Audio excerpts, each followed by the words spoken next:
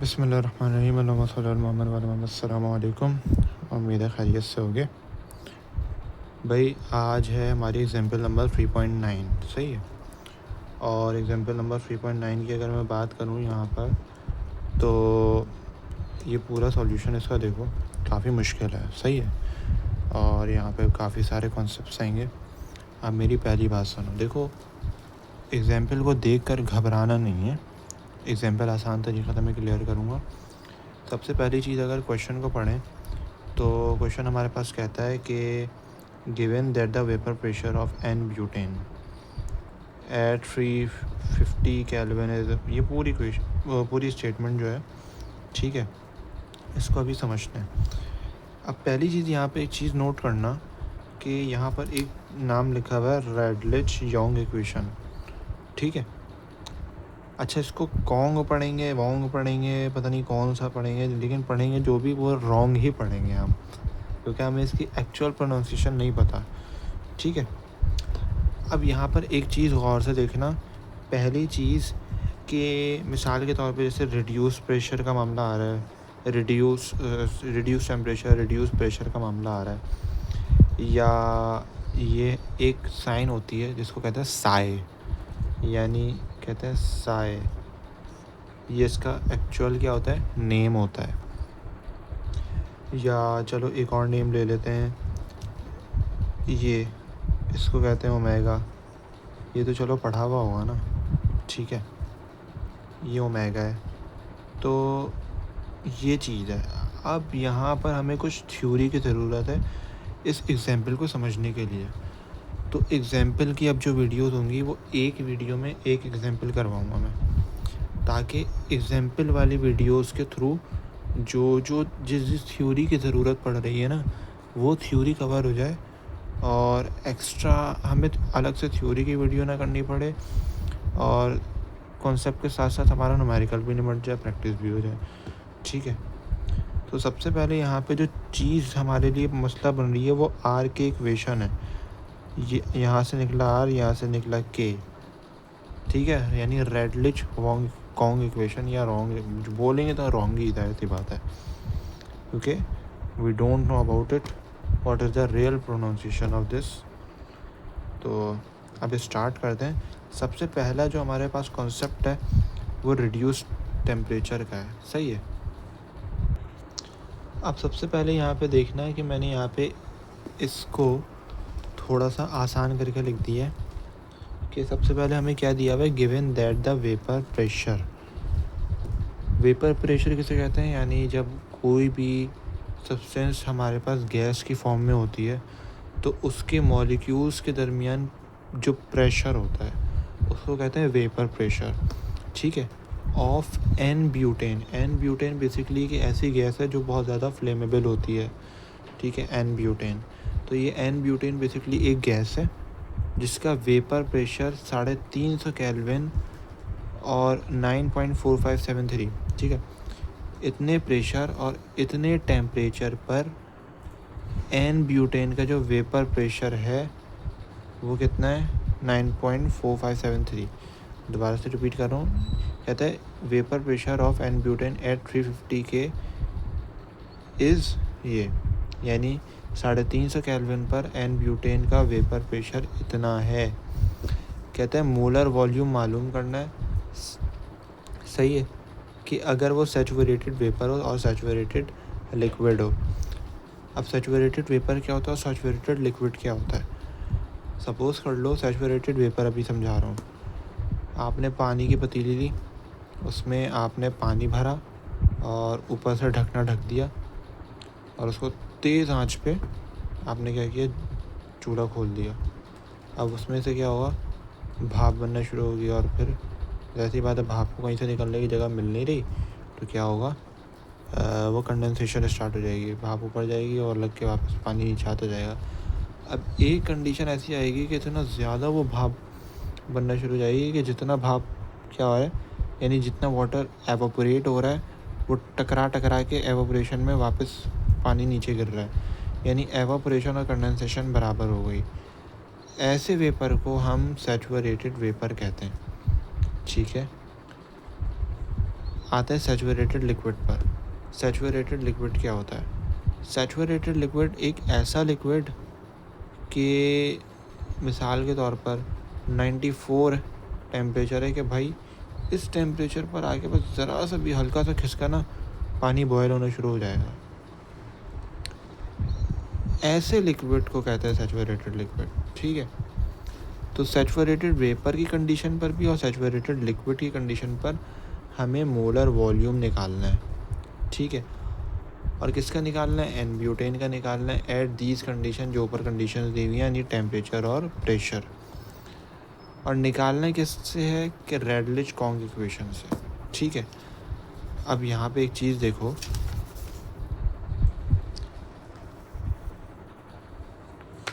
हमारे पास यहाँ पर रेडलिच-कॉन्ग इक्वेशन जो है बेसिकली, यहाँ पे पहली चीज़ देखो भाई, मैं पहले रिड्यूस टेम्परेचर और रिड्यूस प्रेशर बता देता हूँ। देखो, हमें सबसे पहले डेटा बना लेना है। ये क्वेश्चन था, ये क्वेश्चन का डेटा बनेगा। टेम्परेचर कितना दिया हुआ था हमारे पास? 350 केल्विन, मैंने डाल दिया।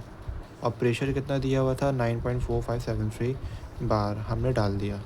ठीक है, और एन ब्यूटेन के लिए हमारे पास ये जो चीज़ें हैं ये अपेंडिक्स में दी हुई हैं। ये देखो, ये लिखा हुआ है, कहाँ गया ये? Appendix B. सही है, तो अपेंडिक्स बी में दिया हुआ होगा, और अपेंडिक्स बी अभी मुझे ढूंढूंगा ना तो अटक जाएगा ये। सही है, तो अब देखना अपेंडिक्स बी में ये वैल्यूज़ दी हुई होंगी किसके लिए? एन ब्यूटेन के लिए। क्रिटिकल प्रेशर, क्रिटिकल टेम्परेचर आपको वहीं से मिलेगा, और ये दो कांस्टेंट्स की वैल्यू, अभी इनको मत देखना, डर जाओगे। बस इसका साई लिखते हैं, इसको ओमेगा लिखते हैं। देखो, साई आप पेपर पे ऐसे लिख लो, ओमेगा ये है। ठीक है, बात समझ में आ गई? अभी इन पे बात नहीं कर रहा अभी फ़िलहाल में। अभी हमें जो काम करना है ना, वो दो चीज़ें निकालनी है। और क्यों निकालनी है? क्योंकि इनका काम आगे आएगा। तो सबसे पहले क्या करना है मुझे? फाइंडिंग रिड्यूस प्रॉपर्टीज़, यानी रिड्यूस प्रॉपर्टीज़ यानी रिड्यूस टेम्परेचर फाइंड करना है, और रिड्यूस प्रेशर फाइंड करना है। रिड्यूस टेम्परेचर का जो फार्मूला होता है वो होता है T/Tc, यानी जो गिवन टेम्परेचर है उसको क्रिटिकल टेम्परेचर से डिवाइड करा देना उसी सब्सटेंस का। यानी हमारे पास यहाँ पे एन ब्यूटेन का जो टेम्परेचर दिया हुआ है 350, उसका क्रिटिकल टेम्परेचर क्या होता है?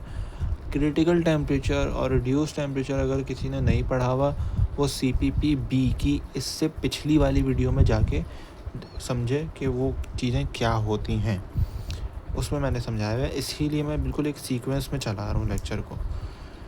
तो हमने जस्ट क्या किया, हमने दोनों की वैल्यूज़ को पुट किया और हमने आंसर निकाले 0.08233।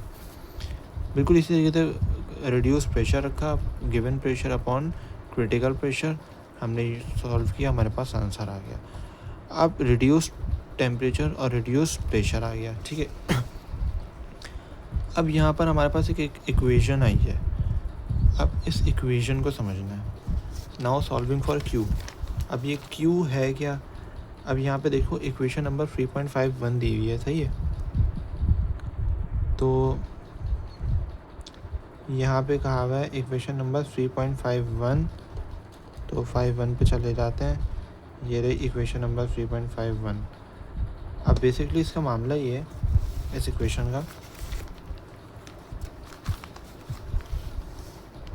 यहाँ पे ऐसे लिखी हुई है। अब सबसे पहले समझना ये इक्वेशन है क्या, क्या बताती है, क्या ये इक्वेशन करती है। ठीक, इसके लिए हमें आना पड़ेगा बोर्ड की स्क्रीन पर।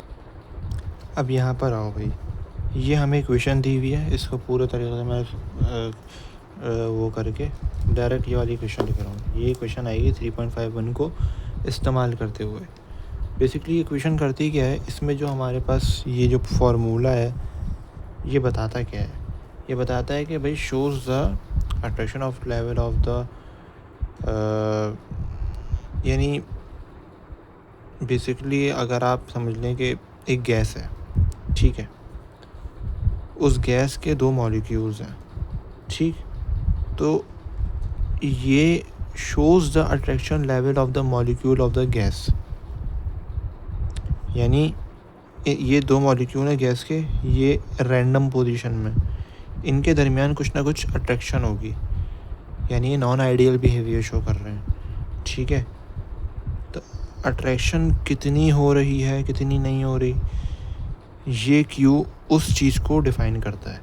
ठीक है, उसके बाद इस लेटर को कहते हैं, हम ऐसे लिखते हैं और इसको असल में प्रोनाउंसिएशन में ऐसे होता है साई। ये ग्रीक लेटर है, इसकी एक फिक्स्ड वैल्यू होती है। सही है, यानी अभी मैं बताता हूँ कहाँ से हमने इसकी फिक्स वैल्यू को निकालना है। ये होता है हमारे पास ओमेगा, ये दोनों चीज़ें हमारे pass through out the process constant होती हैं।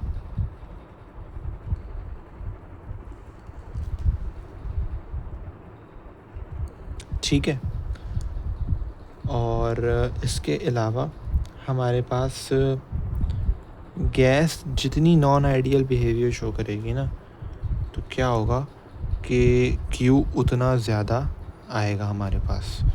ठीक है, उसके बाद हम इसकी मदद से क्यू को कैलकुलेट करेंगे, और क्यों कैलकुलेट करेंगे, इसलिए कैलकुलेट करेंगे क्योंकि आगे ज़रूरत पड़ेगी। ठीक है, बहुत आराम से मैं समझा रहा हूँ ताकि तुम लोगों को समझ में आ जाए। तुम लोग चाहो तो 2x पे इसको करके देख सकते हो। अब तुम लोगों को बुक में ये चीज़ समझ में आ रही होगी कि यहाँ पे जो इक्वेशन यूज़ हुई हुई है, ये वाली ना, ये जो चीज़ें यूज़ हुई हुई हैं, ये मैंने अभी कैसे सॉल्व करवाई हैं।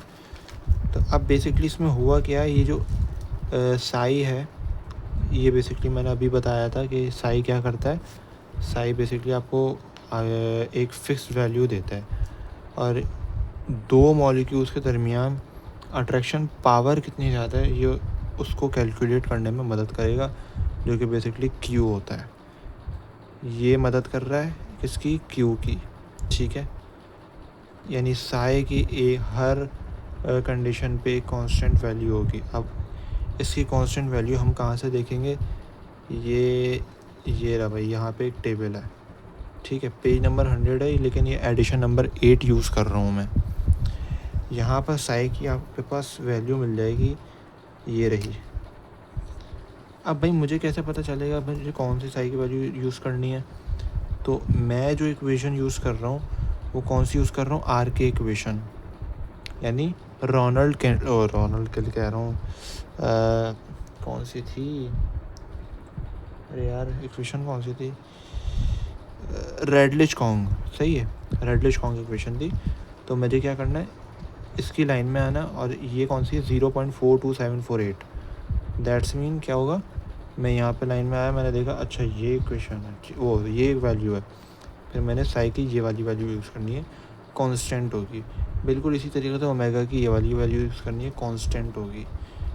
ठीक है, तो अब आ जाते हैं, तो 0.42748 और 0.08664।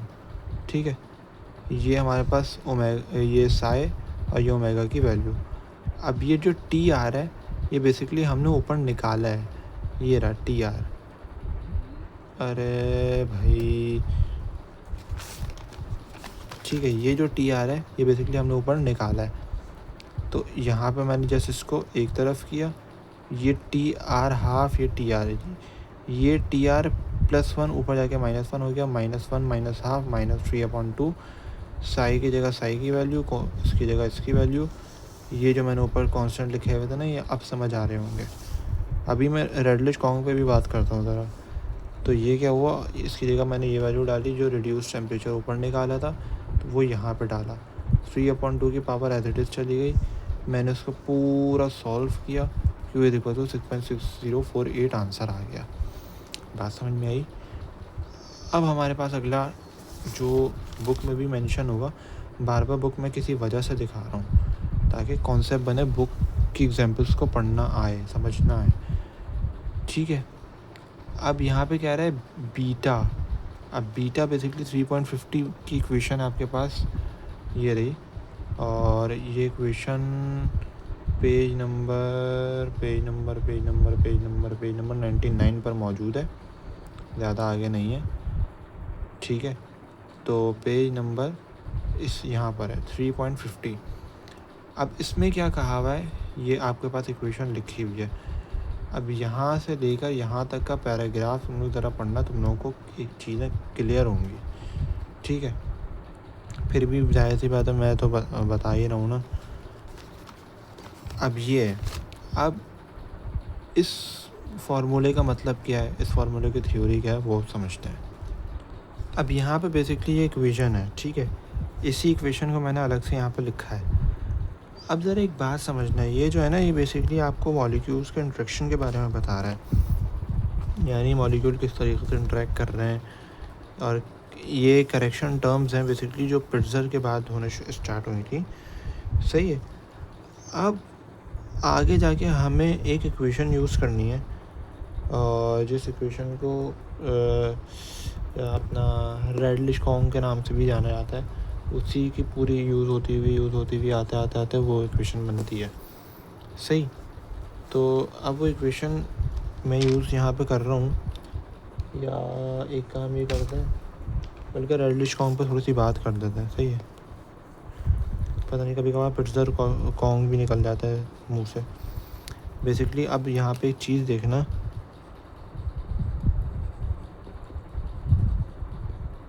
रेडलिश कॉन्ग, वीडियो पॉज तो नहीं है ना, रेडलिश कॉन्ग इक्वेशन, ठीक है। बेसिकली इसको 1949 में प्रपोज कराया गया था, 1949 में दिया गया था। उसका जो मकसद था ना, वो ये था कि इस ये जो इक्वेशन है हमारे पास वैन डर वाल की इक्वेशन थी।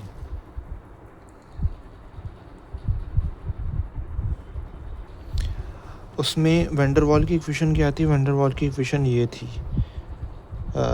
शायद मैं पता नहीं सही लिख रहा हूँ या गलत लिख रहा हूँ, वैसे तो गलत नहीं लिख सकता मैं।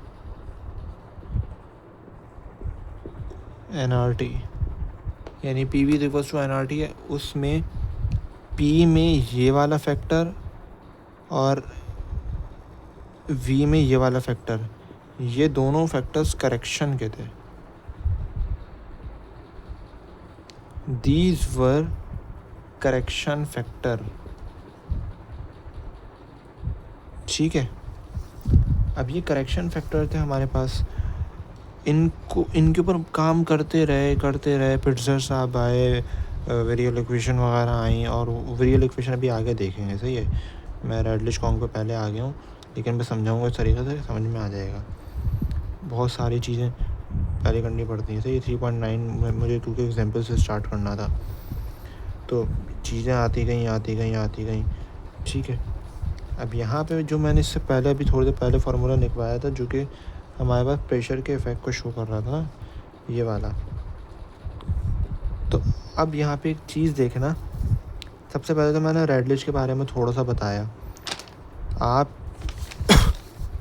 काम ये करना, बुक में अभी जो मैंने दिखा भी देता हूँ, 3.40 से पढ़ना स्टार्ट करना, यानी जो इक्वेशन नंबर 3.40 दी हुई है, वहाँ से आपको चीज़ें समझ में आना शुरू होंगी, ठीक है। तो ये बेसिकली करता क्या है, ये वाला फार्मूला कि लिमिटेशन आपको बता देगा कि आया कि गैस कितनी ज़्यादा कंप्रेस हो सकती है, सही है। यानी एक गैस अगर पूरा तरीके से कंप्रेस हो गई तो वो एक मॉलिक्यूल बन जाएगी। तो बेसिकली वो मॉलिक्यूलर स्ट्रक्चर बता रहा है कि वो कितना, एक मॉलिक्यूल उसका कितना वॉल्यूम घेर रहा है, ठीक। अब यहाँ पे समझो भाई, यहाँ पे वही बीटा वाला रिलेशन आ रहा है, सिग्मा कह रहा हूँ, सॉरी, ओमेगा, तो ये रात के वक्त आ जाते हैं, ओमेगा है, ठीक है। और भाई इग्नोर करना है वीडियो में आवाज़ आ रही, क्योंकि मैं माइक यूज़ नहीं कर रहा, क्योंकि वो फिर वीडियो में डिले आता है FPS की वजह से। तो रिड्यूस प्रेशर हम ऊपर निकाल चुके हैं, और रिड्यूस टेम्परेचर ऊपर निकाल चुके हैं, दोनों की वैल्यूज़ रखेंगे। ओमेगा किस तरीके से देखना है वो मैंने अभी बता दिया, मैं दोबारा भी बता देता हूँ। बहुत आहिस्ता से मैं कर रहा हूँ कवर, ताकि एक एक चीज़ समझ में आए। ओमेगा की वैल्यू रेडलिश कॉन्ग में हमारे पास 0.08664 दी हुई है, ठीक है। मैंने 0.8664 यूज़ किया, सबको मैंने क्या कराया, ऑपरेट कराया, तो मेरे पास ये वैल्यू बनी, ठीक। अब मैंने क्यू भी निकाल लिया, मैंने बीटा भी निकाल लिया। मैंने क्यों निकाला क्यू और बीटा, क्योंकि जब मेरे पास ये इक्वेशन थी ना, ये इक्वेशन थी, तो इसमें तुम लोग देखना भाई कि क्यू, अबे चल ना, इंक डालनी पड़ेगी।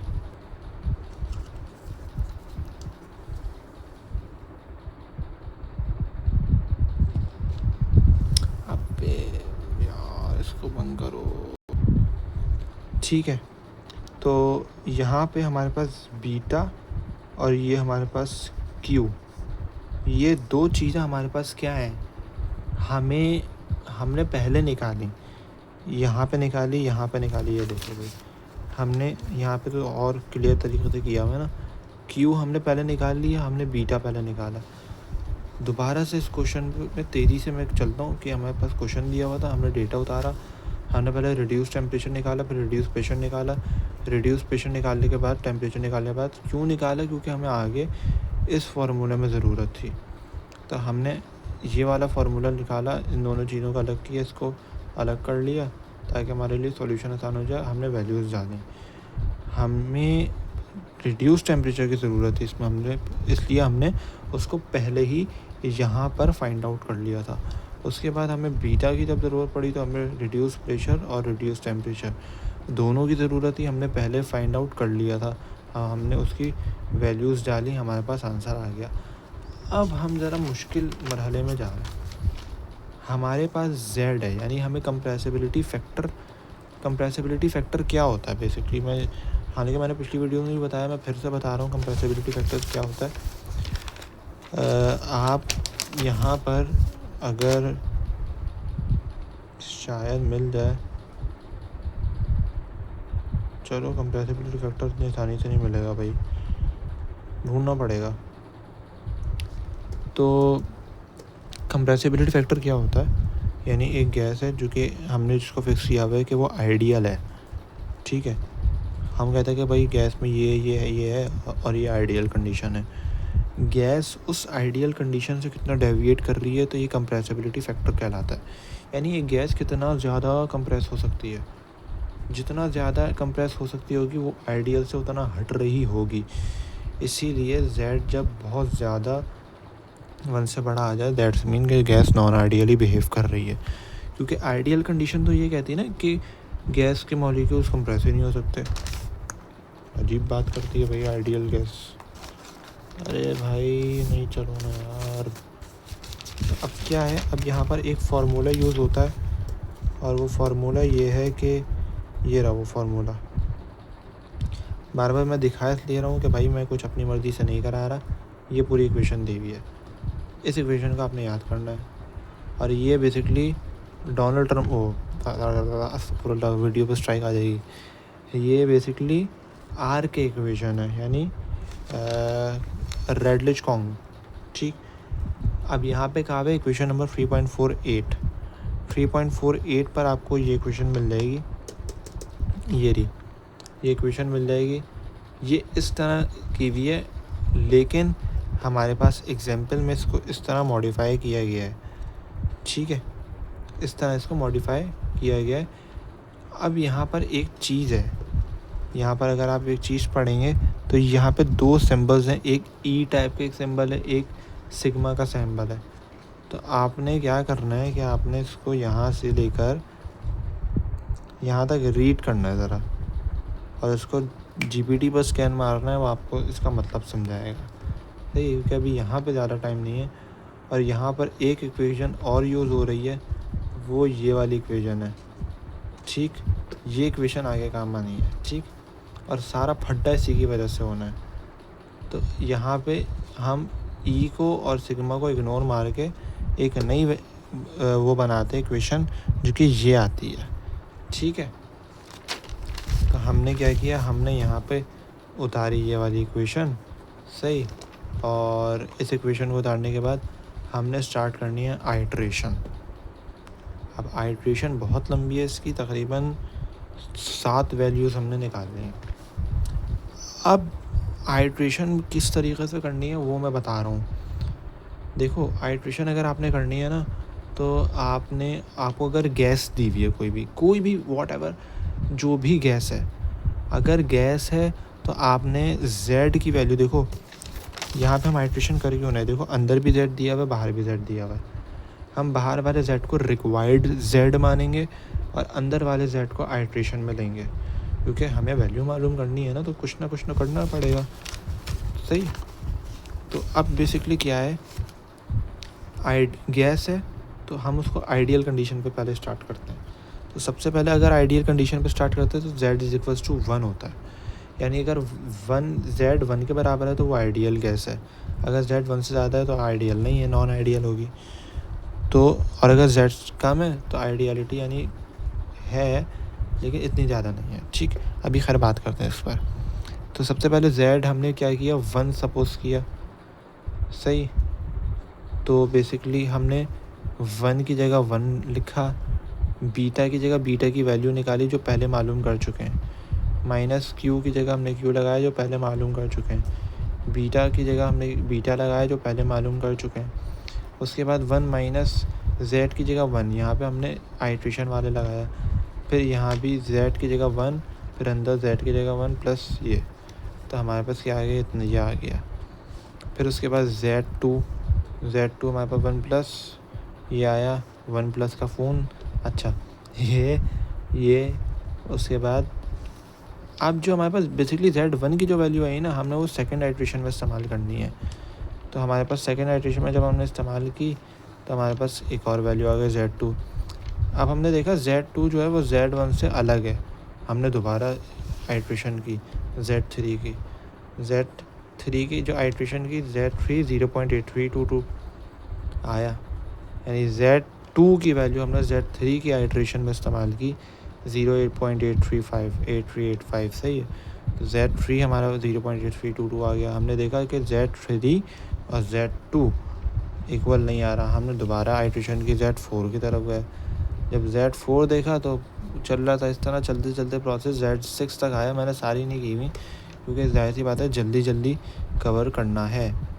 z6 तक मामला आया। अब z6 आ रहा था 0.8305, हमने डाला z5 आ रहा था, वो बेसिकली जहाँ z6 आ रहा था। सही है, z6 आ रहा था 0.8305।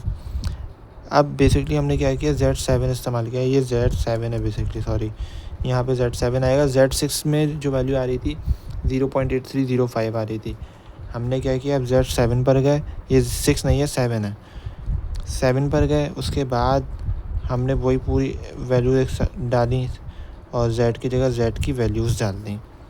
ठीक है, जब हमने सॉल्व किया तो z7 कितना आया, 0.8305। तो हमने देखा जब z7 भी 0.8305 आ रहा है और z6 भी 0.8305 आ रहा है, दोनों z's हमारे इक्वल होगा। दैट्स मीन अब मज़ीद आइट्रेशन की ज़रूरत नहीं है, z की सही वैल्यू हमें मालूम हो गई है आइट्रेशन मेथड के थ्रू।